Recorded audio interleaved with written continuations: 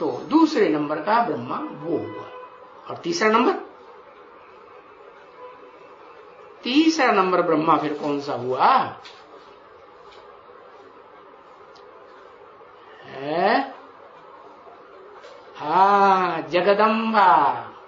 क्योंकि बाप भी आते हैं तो भले ज्ञान सुनाने के लिए जिस मुख में प्रवेश करते हैं वो तो है मुकर्रर रथधारी, लेकिन वो तो ज्ञान ही सुनता भी है, तो सुनने के साथ साथ उसको समझ भी लेता है।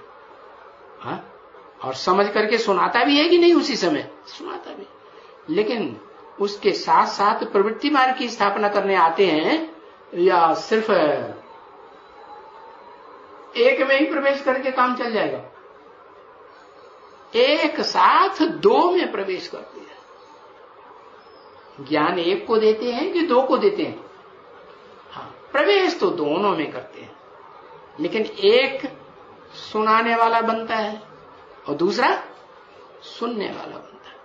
माने एक की जीभ ज्यादा काम करती है और दूसरे की जीभ भी काम करती है, कान भी काम करते हैं और मन बुद्धि भी काम करती है। माने समझता भी है, सुनता भी है और फिर सुनाता भी है। तो फिर बताया कि supreme soul heavenly God father ने जिस दूसरे मुख को चुना वो फिर तीसरे नंबर में क्यों आएगा? है तीसरे नंबर में इसलिए आएगा कि जो अव्वल नंबर है उससे डायरेक्ट सुना या नहीं सुना? है? किसने सुना? जगदम्बा ने सुना या लक्ष्मी ने सुना? है?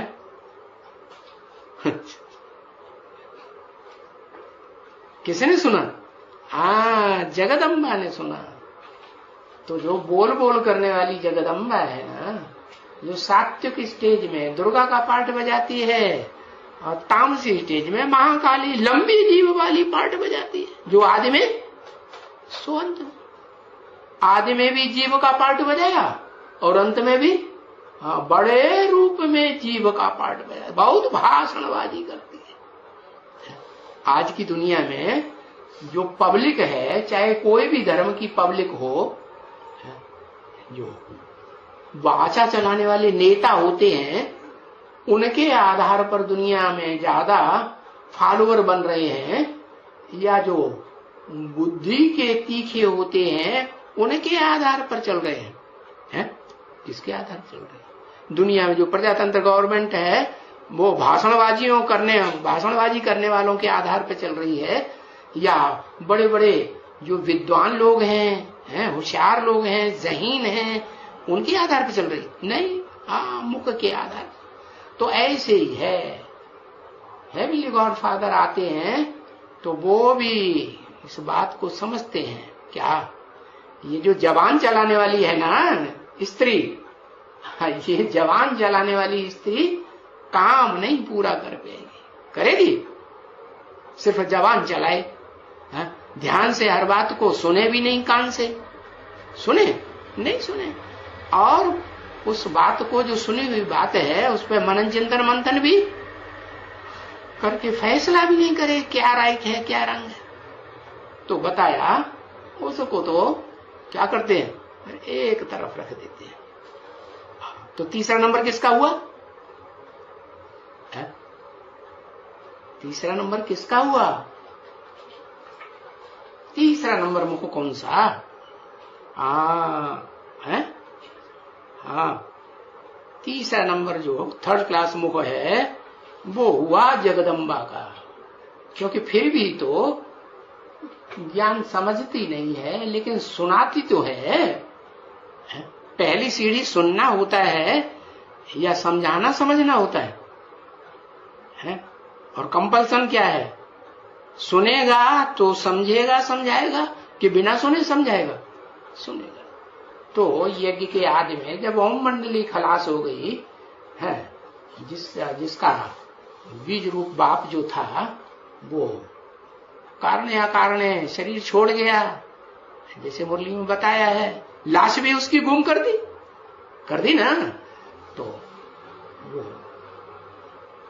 तीसरे नंबर का जो मुख है वो ओम मंडली के बाद जगदम्बा, वो वहां भी सुनने सुनाने में आगे जाती है या पीछे रहती है? आगे जाती है। और समझने समझाने वाली जो है शुद्ध बुद्धि वाली, न तन से अशुद्ध होती है जन्म जन्मांतर, न मन बुद्धि रूपी आत्मा से कहीं बेवफाई करती है, तो वो आगे रहती है। सुनाने वाली दोनों माताओं में यज्ञ के आदि में आगे कौन थी? शिव बाप कहते हैं मैं माताओं में आता हूं, कन्या में तो आता नहीं। और माताएं अगर ज्ञान में आने के बाद कोई से दूसरे से लगाव लगाती रहे देहधारी से, तो उनको माता कहेंगे? नहीं कहेंगे। क्या कहेंगे? उनको कन्या कहेंगे। अच्छा, जिस माता में प्रवेश करते थे ओम मंडली खत्म होने के बाद, तो कौन सी माता में? दो माताएं थी पढ़ाई पढ़ाने वाली। एक तो पवित्र रहने वाली थी, कन्या थी। पवित्र होने से माता भी क्या बन जाती है? कन्या बन जाती है ना, कन्या बन जाती है। बाबा कहते हैं ना मैं माताओं को क्या बना देता हूं? कन्या बना देता हूं, क्योंकि पवित्र रहती हैं तो कन्या। और माता होते हुए भी अपवित्र रहती हैं, कनेक्शन दूसरों से जोड़ती हैं, तन का मन का, तो फिर माता ही रही कि कन्या हो गई। क्या कहेंगे? कन्या कुमारी या आधर कुमारी? आधर कुमारी कहें। तो बाप पतित में आवेंगे सुनाने के लिए या पावन कन्या में आवेंगे? किसमें आते हैं? पतित में आते हैं। तो उस पतित माता में आकर के सारा सुनाते रहे, भले वो समझे या न समझे। तो वो तीसरा नंबर मुख वो हुआ। हो गया ना? फिर